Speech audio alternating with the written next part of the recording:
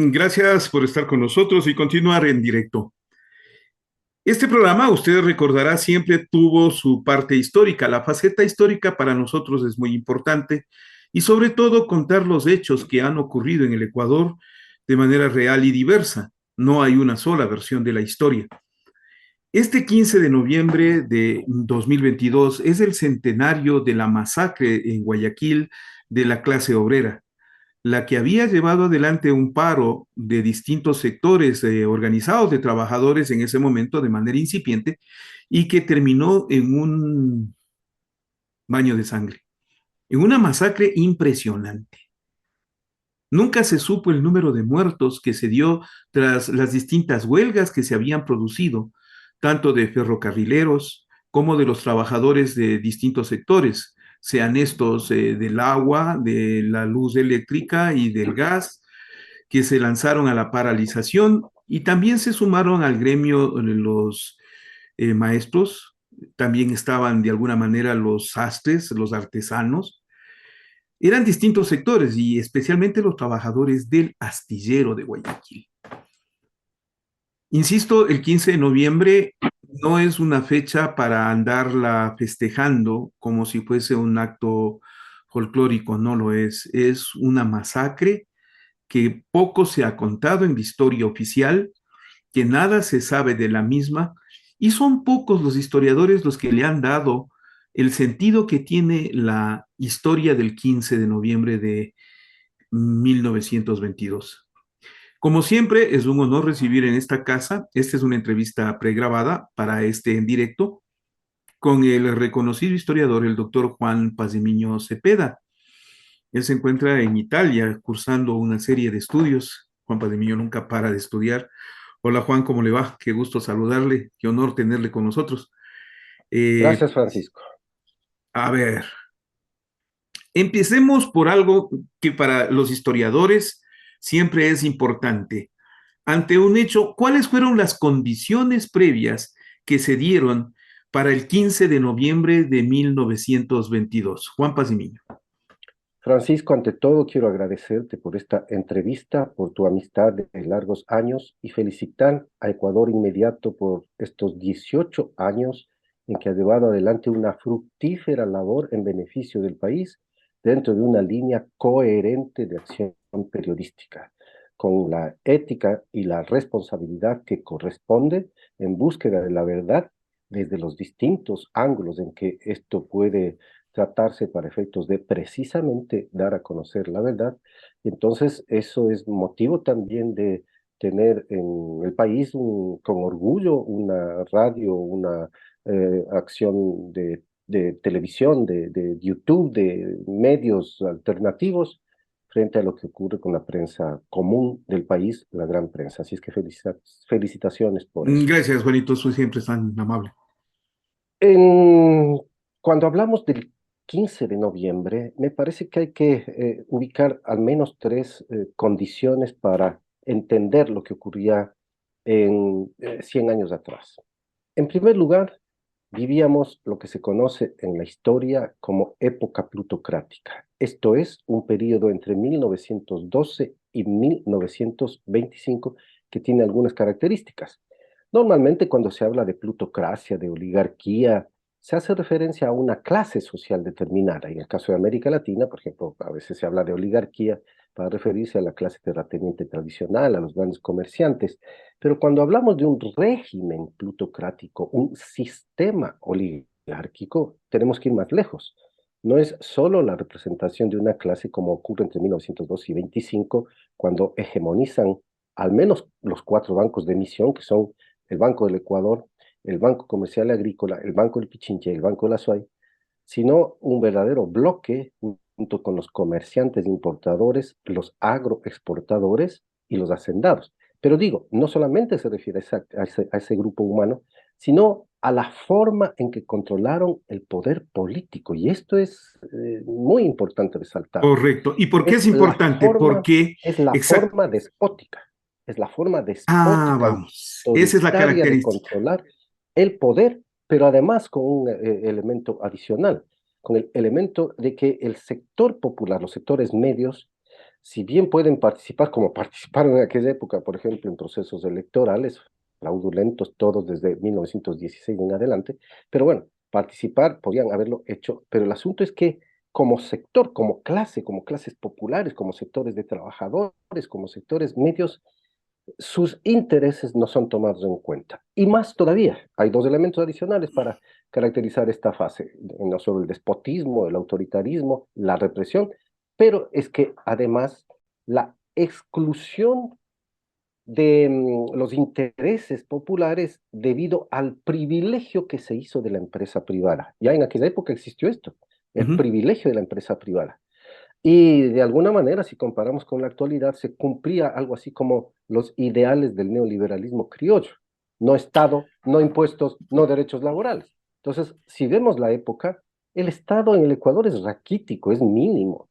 En segundo lugar, impuestos directos no existen, impuesto a la renta lo crearán los julianos.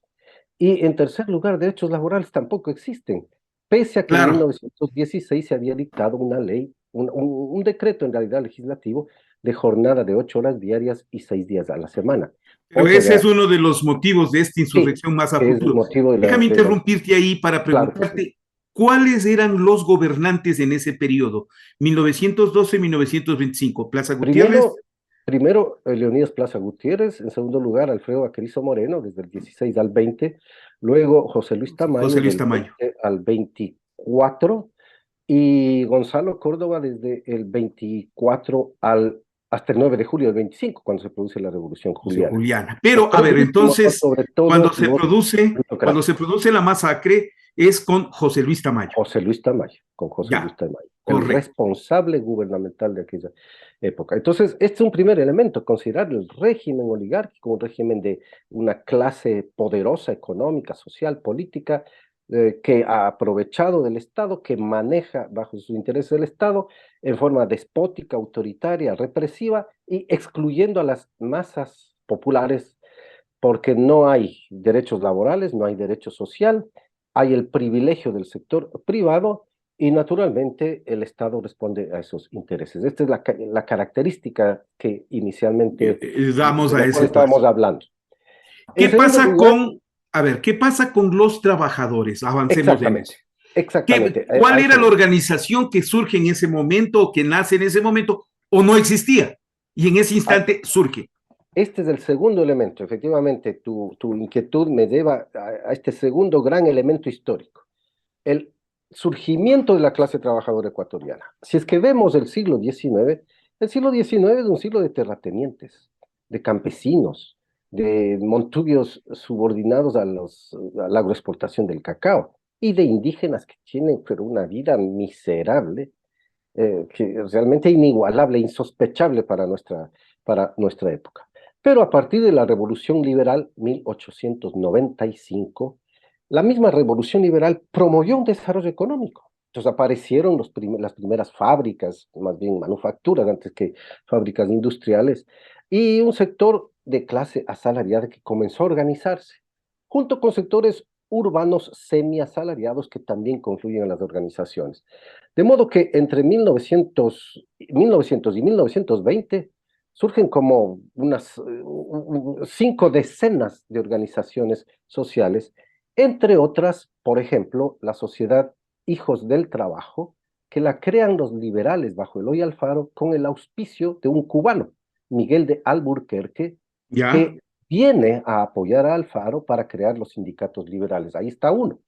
Pero además están otras organizaciones muy importantes, como la Confederación Obrera del Guayas, que es que será la más importante en la zona costanera, puesto que en la sierra lo que existía es una que se llamaba la Sociedad Artística Industrial de Pichincha, creada, si mal no estoy, en 1892, sí, aquí está el dato, aquí lo tengo a mano, y la Confederación Obrera del Guayas en 1905.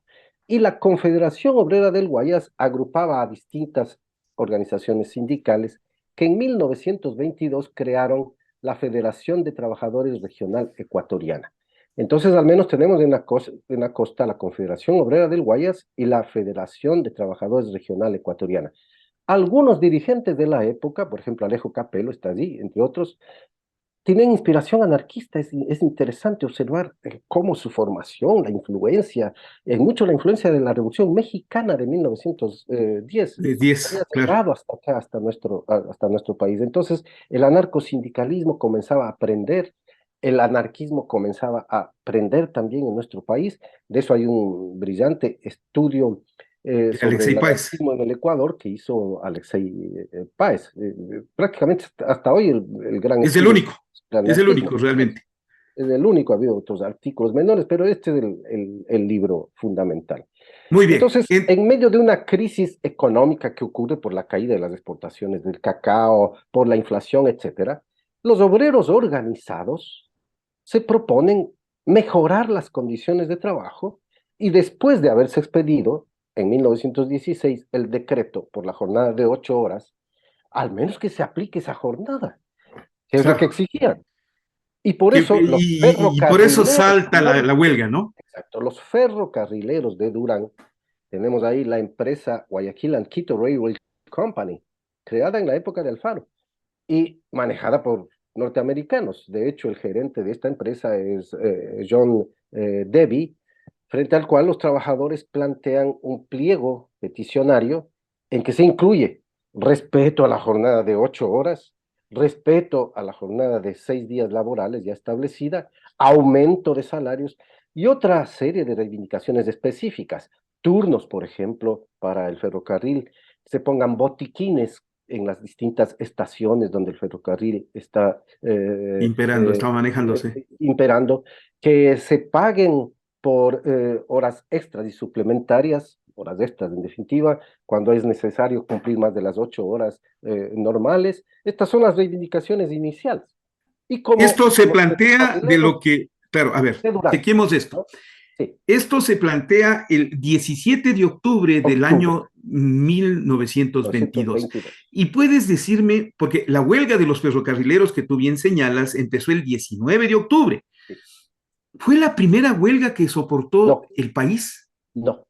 Ya hay antecedentes de Ya al hay menos, antecedentes.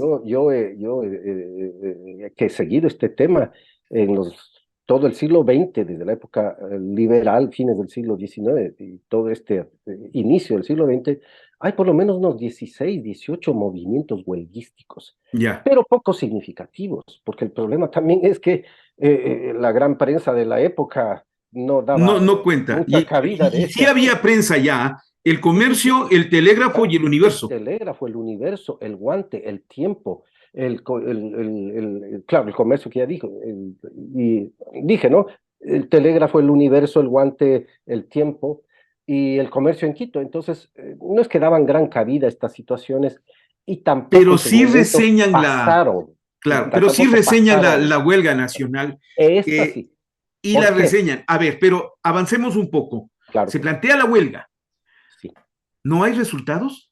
sí, ¿No claro. respondieron a los trabajadores? Claro que sí. Inicialmente la negativa del gerente Dobby, que dice, esto es inaceptable. Pero como los ferrocarrileros paralizan, el instrumento más moderno que tenía el país en esa época, que es el ferrocarril, entonces el flujo de mercaderías de la sierra a la costa está Se suspendida paró. y viceversa. ¿Ya? La posibilidad de traslado de gente de Quito a Guayaquil y además en toda la ruta que atraviesa el ferrocarril de un pueblo a otro paralizado. Entonces, claro, hasta el gobierno se inquieta y naturalmente los trabajadores eh, tienen una fuerza de hecho porque están manejando con la huelga el instrumento de paralización de un servicio público, privado en esa época, pero digo un servicio en el sentido del ferrocarril, un servicio general, bueno, paralizado y todo el país en jaque, en medio de la crisis, además económica.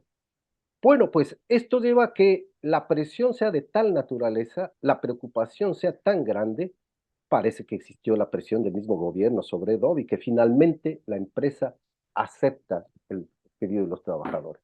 Sí Entonces, aceptaron respetar las entonces, 8 horas, claro, sí, respetar respetar las las 8 horas, reivindicaciones, ¿no? aumentar salarios sobre todo. Ya, Y sí que en aceptan, esta situación, sí, se acepta. ya, sí se acepta.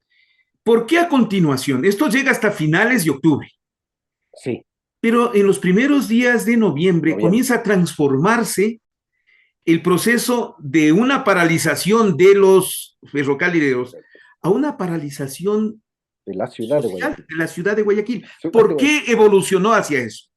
Porque la conquista de los ferrocarrileros de Durán enseguida se entendió Ah, algo así como, si ellos pueden, ¿por qué no nosotros? ujú, Y entonces los que siguieron son los trabajadores de la eléctrica, los trabajadores de la provisión de gas y los trabajadores de lo que se llamaban carros urbanos en la ciudad de Guayaquil.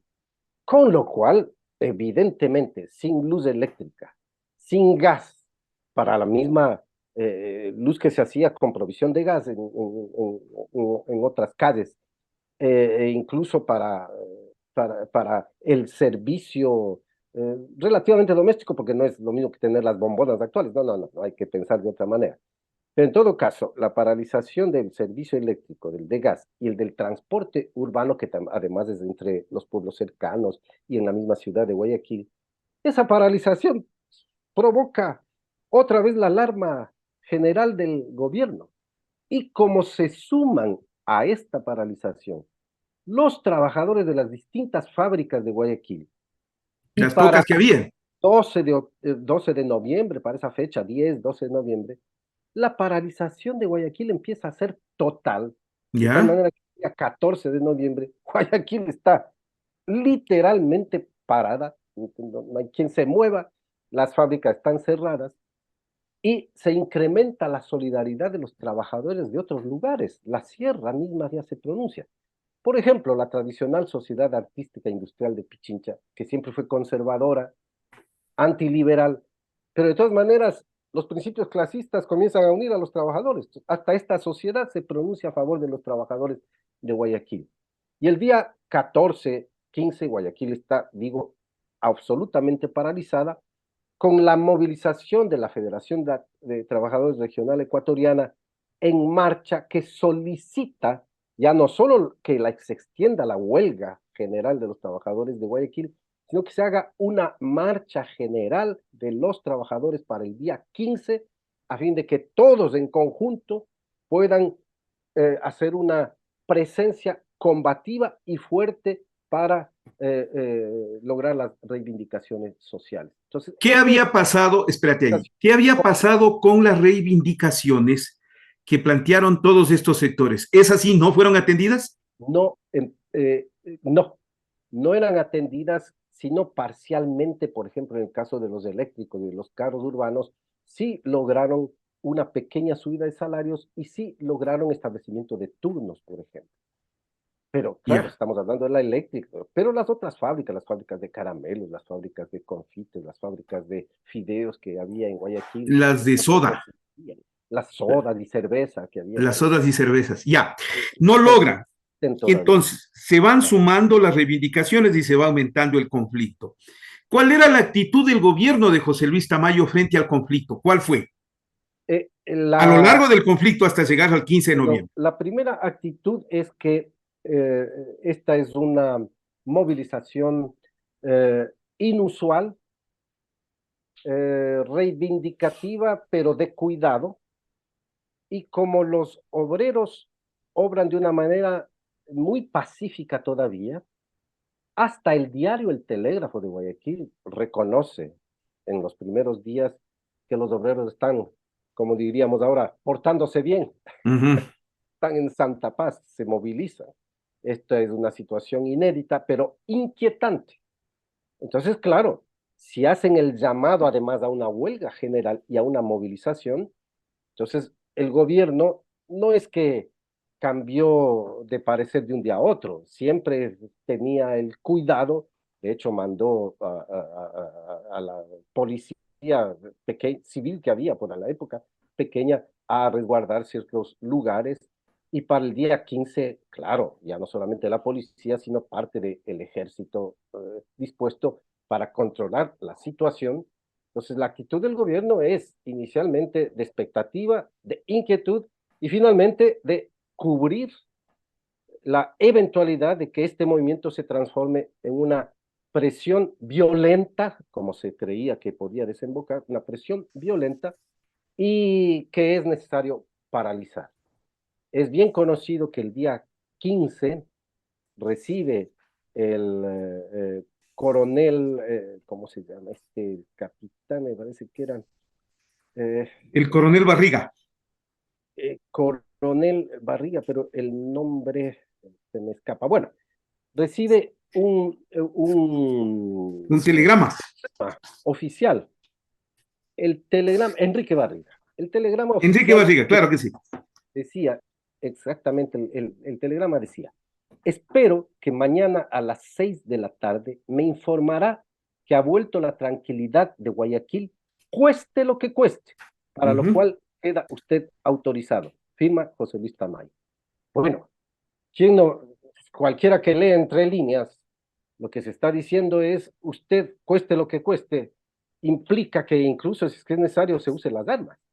Es Ese es el prácticamente una orden de muerte. Es exactamente, después ya se vio muy claro que atrás de ello había una orden de muerte que está de acuerdo con la posición que asumía la oligarquía guayaquileña, la clase alta guayaquileña, la Claro. élite guayaquileña, Ya le que esta sí forzaron al clamaba presidente, claro. contra, que esta sí clamaba contra los huelguistas, contra las reivindicaciones y contra la situación creada en Guayaquil, que parecía un verdadero caos. Alfredo Pareja Descanseco mismo describe la situación: estaba paralizada absolutamente la ciudad. Y mientras la élite guayaquileña pedía que el ejército interviniera a toda costa, claro, la sociedad y la sociedad seguía alarmada. No había fórmula de paralizar la creciente protesta y reivindicación de los trabajadores. Esa era la situación existente hasta el 15 de noviembre.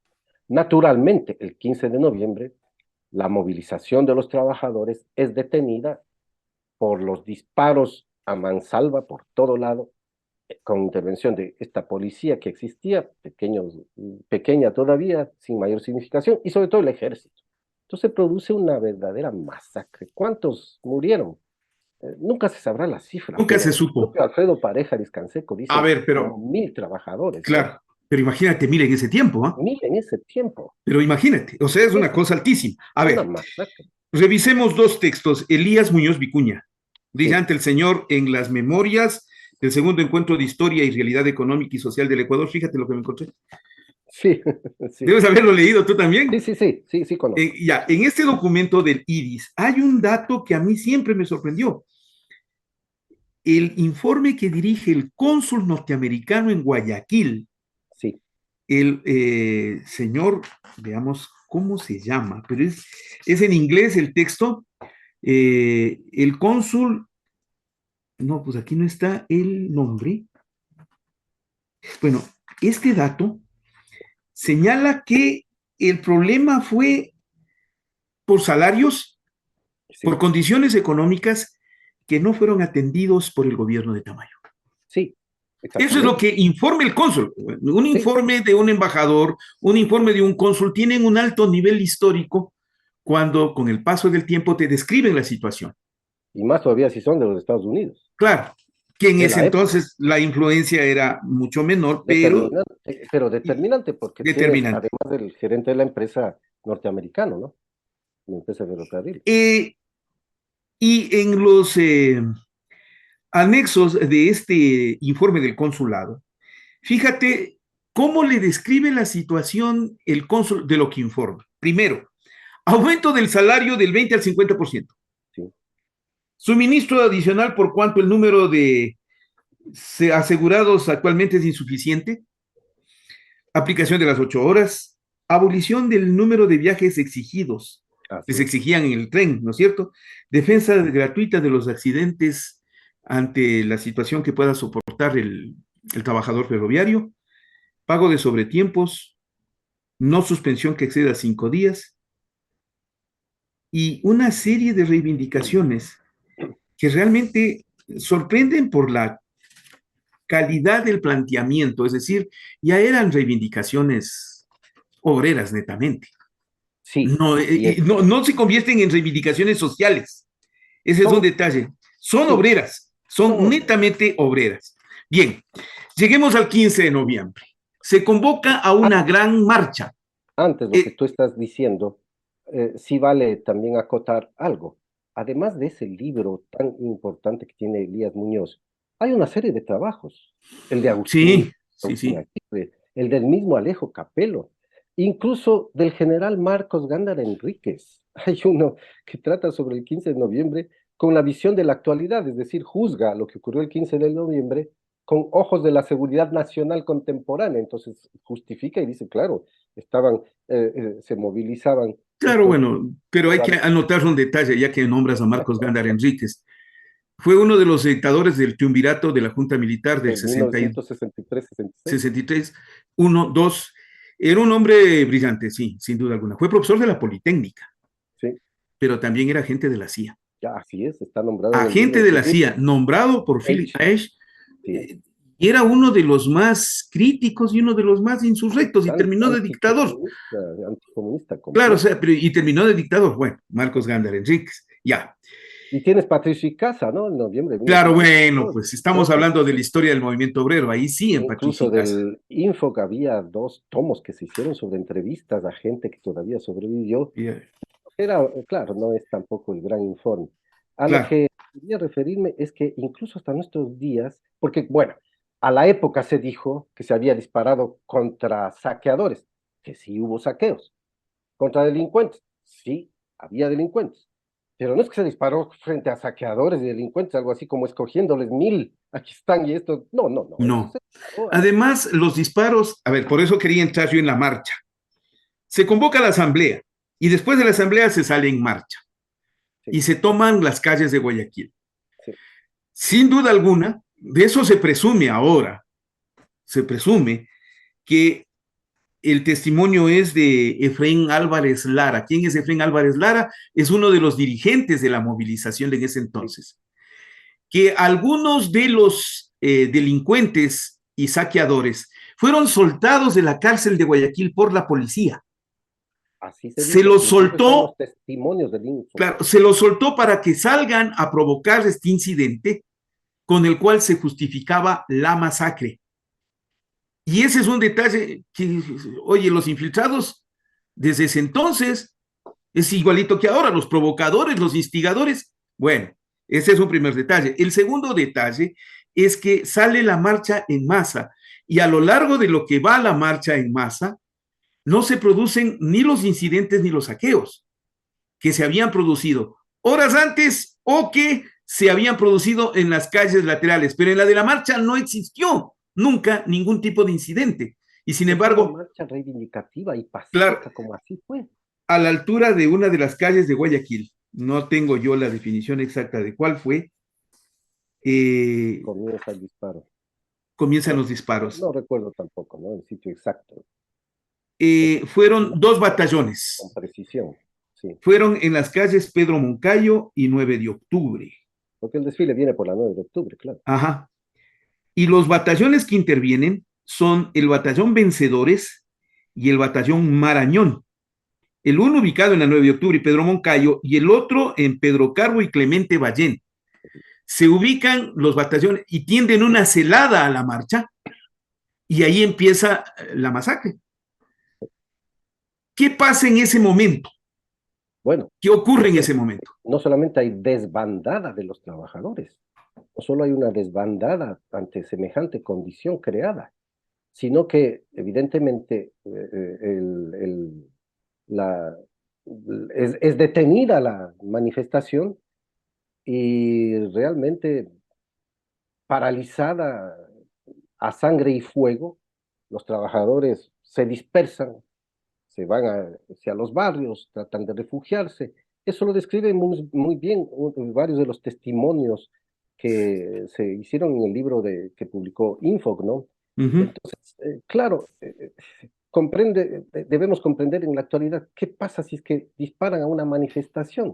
Todo el mundo a refugiarse como mejor pueda, pero se acusa, se dice, que los trabajadores también por defenderse comenzaron a hacer saqueos en almacenes para ver si es que encontraban armas. Y esto se llega a decir, es increíble que se argumente de esa manera, y en consecuencia se justificaba aún más la masacre. Bueno, pues ya es una interpretación realmente forzada de las condiciones. Y quería agregarte algo, porque además se decía que esto es una manera, ya se comenzaba a hablar de comunismo a la época, pues no, entonces se decía que esto está movido por los comunistas. Fíjate Exactamente, tú y que se una, les acusa de tal. Fíjate un fíjate, detalle, otro detalle dentro del tema. El único dato certero que se tiene de asesinados y victimados, lo menciona Elías Muñoz Vicuña, es el que señala que un grupo de 25 hombres y mujeres entraron en el almacén Casinelli Hermanos, sí, pero exacto, un destacamento de los denominados cazadores de los ríos, de uno de los del ejército ecuatoriano, los cercó y los fusiló en el almacén Casinelli Hermanos. 51 disparos, 25 asesinados. mira Solo, tú, solo en ese almacén. mira tú. Porque se Eh, habían refugiado, no porque entraron a saquear, ni mucho menos, sino que ya ante la mortandad. Pero ese es el único dato exacto que tienes, porque se pudo contar. Y Pero en además, los demás no. sí, y además proviene de un investigador que fue meticuloso en investigar este Claro, tema, Elías Muñoz Vicuña.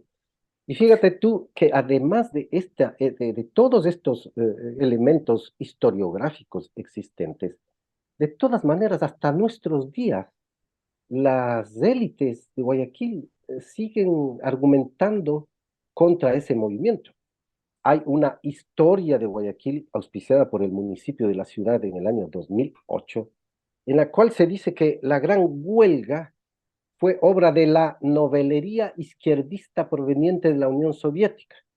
Y se agrega y se dice, lamentablemente mezclados entre los trabajadores hizo también su aparición un gran número de delincuentes y anarquistas criollos, que claro. enceguecidos por las noticias de la Revolución Rusa, intentaron desarmar a las fuerzas policiales apostadas por obvia precaución en diversos lugares de la ciudad. Y por tanto, el ejército y la policía reprimieron violentamente las acciones vandálicas y de saqueo que se ocultaban tras la manifestación popular. Mira lo Fíjate, que fue una dice, oficial de la ciudad, en definitiva, se está diciendo esto, ¿no? mira lo que dice Elías Muñoz Vicuña. No solo hubo una alta cantidad de muertos, no determinada, pero sí de heridos. Los heridos fueron jornaleros, obreros, cocineros, vivanderos, zapateros, gasifiteros, sastres, marineros, ebanistas, empleados, lavanderas, sirvientes, cataoteros, pasteleros, peluqueros, pintores, choferes, boceadores, bomberos, vaporinos, panaderos, motoristas. También hubieron ancianos y niños víctimas de las balas perdidas. Igualmente una decena de oficiales, soldados y policías. Pero ¿por qué se dan los heridos soldados y policías? Fue una especie de enfrentamiento cuerpo a cuerpo con quienes se enfrentaron con ellos, quedando muchos de los que se enfrentaron, obreros y otros, muertos, resultados del enfrentamiento. Y anote este detalle, Muñoz dice Vicuña, solamente dos niñas de familias burguesas fueron heridas por las balas perdidas cuando se encontraban en una fiesta en las calles Huancavilca y Chile, apenas a 3 cuadras de la policía. ¿Qué pasó con qué pasó con los muertos? ¿Por qué Bueno, no quedó Guayaquil con las calles sembradas de muertos? sí, ¿Qué ocurre después de eso? fueron retirados de inmediato De y inmediato. trasladados a fosas comunes, según las versiones de la misma época y según lo que resaltaron historiadores como Óscar Efraín Reyes o Alfredo Pareja, Uh y -huh. ante todo la gran novela Las cruces sobre el agua, muchos de los cadáveres fueron lanzados a la ría, abriéndoles la panza, como dice las cruces sobre el agua. ¿Ya? Entonces el testimonio no quedó, eh, porque algo así como lo que se diría en tiempos contemporáneos, se borraron evidencias, por ponerlo en esos términos, ¿no? Y de todas maneras, eh, por ejemplo, es increíble, ¿no? Se intentó un juicio que lo inició Y el el, gobernador inte- del Guayas. el intendente de ¿Ya? policía de aquí, lo inició para localizar autores, cómplices y encubridores, en definitiva, de los saqueos, no para esclarecer el asunto relativo a la muerte, es decir, hasta el proceso que se inició tenía la intención de demostrar que la población fue víctima, pero víctima propiciatoria, para algo Ya. así, Los para heridos, los masacrados todo son esto, retirados. de Se saqueos. conocen dos detalles. El primero, Muchos de los heridos fueron llevados a las casas de salud, poquísimas en ese momento, y fueron fácilmente ubicados. Algunos de ellos fueron detenidos. Sí. Ese es un primer, Así lo es. sacaron del La hospital, descripción, sí, la descripción que hace Elías Muñoz es muy detallada al claro. respecto. Y en efecto, Y en así es. cuanto a los dirigentes de la marcha, Persecución. Es que persecución fueron total. Muchos inclusive persecución total. terminaron Pasaron a la clandestinidad varios de ellos. Tuvieron que pasar a la exiliados. clandestinidad. Sí, algunos parece que se fueron del país incluso, pero a Colombia sobre todo, porque era más fácil trasladarse por mar incluso de allí, o al Perú, según dicen. Esta parte no está claramente comprobada. Claro, a ver, Porque este otro detalle.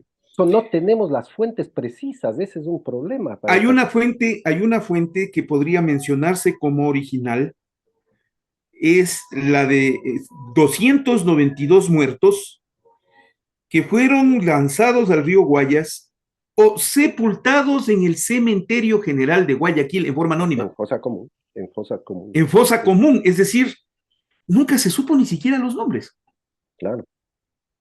Y nunca se difícil, supo ni siquiera los nombres. y difícil la reconstrucción. Claro, o sea, Por ¿qué eso, puedes ahí apelar? ¿Cuántos de esa gente realmente estaba en la marcha? ¿Cuánta de claro. esa gente pasaba? ¿Cuánta de esa Pero gente fue herida por balas perdidas? hay que imaginar además la persecución. Claro. ¿Quiénes se La persecución persiguen? posterior fue terrible. A todo líder popular, a todo líder sindical, a los Mira, trabajadores que medio presionen por hacer una reivindicación, ya son sospechosos de haber estado junto a los manifestantes del 15 de noviembre. eso fue peor. O sea, si lo que se habla de la masacre, Situación social. claro, si solo se habla de la masacre, ya tenemos un alto número de heridos, ¿verdad? Pero lo que viene después es una persecución impresionante, pues. La persecución es a centenares de personas a las que se les dicta orden de prisión. Se llega inclusive a ofrecer gratificación por los dirigentes de las federaciones de trabajadores, la regional del Guayas. Inclusive se ofrece 1,000 sucres a quien dé el paradero de Juan Guapaya, secretario de la Gran Asamblea de Trabajadores de Luz y Fuerza de Guayaquil. Y se detienen Amadeo Rojas, Aurelio Sempertegui, Agustín Freire, que después tendría participación él en la revuelta o la revolución del 28 de mayo del 44, 22 años después. Agustín Freire García, padre de Agustín Freire Potes, que fue presidente de la Corte Suprema de Justicia. Juan Guapaya que es el obrero dirigente, y otros más. Y de muchos de ellos se los logró capturar. El caso de Guapaya, que menciono de la oferta de los 1,000 sucres, se los capturó y dice Elías Muñoz, nunca se supo de él. Lo desaparecieron. Como Lo, desaparecieron desapareci otros. lo Como desaparecieron como desaparecieron muchos en esos días desaparecieron. posteriores al 15 de noviembre. Esa es la reacción típica del régimen oligárquico. Volvamos a ese concepto. La Uh -huh. reacción típica de menospreciar a los sectores populares, de considerarlos bandas u hordas peligrosas y por tanto sujetas a cualquier represión. Permíteme contar el caso de otro libro que es importante como para tomar idea de la situación social de Guayaquil. El libro de Camila Townsend que se llama, está publicado en inglés, Tales of Two Cities, y analiza el caso de Guayaquil y de Baltimore a inicios del siglo XIX, después de que Guayaquil ha hecho la independencia. Entonces, Camila Townsend lo que dice es, Guayaquil y Baltimore se iniciaban más o menos en la misma situación económica, social. ¿Por qué progresó Baltimore y se estancó Guayaquil? En los Estados Unidos se introdujo el trabajo asalariado. Hubo interés por la industrialización. Hubo interés por hacer escuelas. Hubo interés por dar alguna protección a la clase trabajadora a fin de que pueda subsistir en un medio que está creciendo económicamente. Uh -huh. En el caso de Guayaquil, la élite siempre consideró que estaba rodeada de una horda peligrosa a la que había que detener, de la que había que desconfiar y que solamente tenía que ser sujetada. Bueno, ahí se ve esa diferente Qué concepción bárbaro, qué apreciación, ¿no? y por Qué consiguiente apreciación. el atraso al que se quedó Guayaquil frente a esta otra ciudad, Baltimore, de Estados Unidos. Eso nos sirve también para ubicar en la actualidad esa mentalidad que sigue teniendo cierta élite, ya no solo en Guayaquil, sino en el Ecuador, que en efecto cree que está rodeada de indígenas, campesinos, trabajadores y capas medias que lucen como hordas peligrosas, violentas, y que en cualquier rato van a acabar con la institucionalidad nacional. Entonces se justifica cualquier Cualquier acción tipo de acción negativa. para prevenir esta situación. Vayamos terminando. El 16 de noviembre del 22 continuó la huelga. Los periódicos no circularon y entre el 17 y el 19 se abrieron eh, algunos comercios, muy pocos. Los tipógrafos que también se habían sumado a la huelga no quisieron imprimir los periódicos de Guayaquil. No se imprimieron el Universo, ni el Telégrafo, ni el Guante. Y recién el 18 de noviembre se sentó el gobierno con los trabajadores de Luz y Fuerza del centro. Ah, además no se había recuperado la luz. Hasta el 19 de noviembre no se recuperó la luz. Los militares trataron de ingresar a las plantas de energía Claro, eléctrica a tratar esa amenaza, de recuperar. esa situación venía desde antes. Claro, y no Hasta el pudieron. 15 de noviembre, porque incluso se les dijo a los trabajadores que los militares van a controlar la dotación de la fuerza eléctrica. No Claro, pudieron. los militares no sabían, los militares de esa Claro. época no sabían. Y realmente, cuando se da la solución al problema es el 19 de noviembre del 22, pero luego de una masacre cruenta. Es que además se tiene conocimiento de la masacre en días posteriores. La noche del mismo 15 de noviembre, todavía en Quito, la Sociedad Artística e Industrial de Pichincha estaba convocando para que al siguiente día, el 16, se realice una marcha de trabajadores, no para el 16, sino, me parece que era para el 18, una marcha de trabajadores que igualmente se una a la marcha guayaquileña. Entonces, en Uh -huh. Quito todavía no llegaban las noticias de lo que había ocurrido. Y recién al siguiente día, 16, comienza a saberse algo de lo que ha pasado en Guayaquil, y en días posteriores, con mayor razón, se afirma ahora sí el conocimiento de lo que había sucedido. Y claro, lo que surge es, de una parte, el temor de los dirigentes sindicales de todo el país, de los trabajadores en general, y si bien la paralización continuaba en Guayaquil, esta estaba destinada a quebrarse, porque ya se había dado una lección de sangre que podía repetirse en cualquier momento. Entonces, la resistencia de los trabajadores es quebrada y finalmente se impone el que, otra vez, sobre todo Óscar Efraín Reyes usa muy bien el asunto, se impone otra vez el poder plutocrático en la vida nacional. ¿Qué pasó con el ejército ecuatoriano? Es lamentable contar esto. Hubo pocos oficiales que se negaron a tomar parte de la masacre. Uno de ellos es conocido públicamente como es el nombre del teniente Humberto Navas, quien se niega a cumplir esas órdenes, y algunos oficiales más. Sin embargo, en la historia del ejército ecuatoriano, la masacre del 15 de noviembre es tomado como un acto heroico. Fíjate lo que dice la revista del Ejército número 67. El Ejército Nacional se erguió entonces, ya que no era Obligado, posible tolerar por más tiempo, obligado. como el ejército que consumó lo que se llaman para ellos la revolución y todo lo demás, ¿no? Para ellos es un asalto. Las balas de los fusiles llenaron de cadáveres las calles porteñas, el bajamar del Guaya se arrastraba, pero nada conseguía con asesinarse al proletariado urbano. También hubo un Claro, pensamiento, sí. eh, reaccionó de alguna manera, o sea, A tan culpables propósito, se sintean que a posteriori tú tienes y del cual eres amplio conocedor, la reacción en el 25, ¿no? a propósito de lo que dices, claro, tenemos un ejército en el cual las jerarquías normalmente están cumpliendo las órdenes del gobierno. Y sin duda el general, el comandante Barriga, da directo cumplimiento a lo que le llega por telegrama. Uh -huh. En el ejército incubará una reacción frente a estas cosas. De tal modo que el 9 de julio de 1925, la Revolución Juliana, se produce un verdadero golpe de Estado de la oficialidad baja y de la oficialidad joven del ejército. Y entre otras reivindicaciones es el asunto del 15 de noviembre, porque así se pronuncian los militares nuevos, jóvenes, que van a plantear otra versión de los hechos del 15 de noviembre, y si bien no es que no es que se enorgullecen de lo que ha ocurrido el 15 de noviembre con semejante masacre del ejército, pero sí reivindican la autenticidad de que un ejército al servicio de la población es necesario en el país.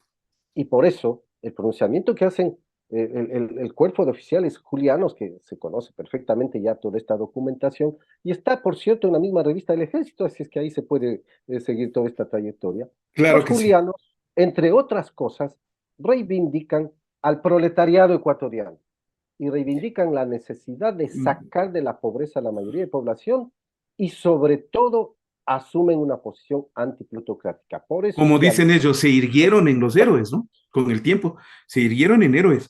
A ver, ¿qué pasa con José Luis Tamayo? El presidente de la República recibe de Víctor Emilio Estrada el telegrama solicitándole la incautación. bueno, esa es Incautación otra inmediata. reivindicación. Esa es una reivindicación que también hay que tomarla en cuenta. Los obreros tenían sus propias reivindicaciones, pero se infiltró entre los trabajadores, particularmente a través de la Confederación Obrera del Guayas, un pedido plutocrático de los comerciantes importadores, la incautación de giros. Es decir, que el Estado nacionalice, estatice, tome a su cargo los documentos de valor que se usan en el intercambio comercial. Por ejemplo, letras de cambio. ¿Por ¿Ya? qué?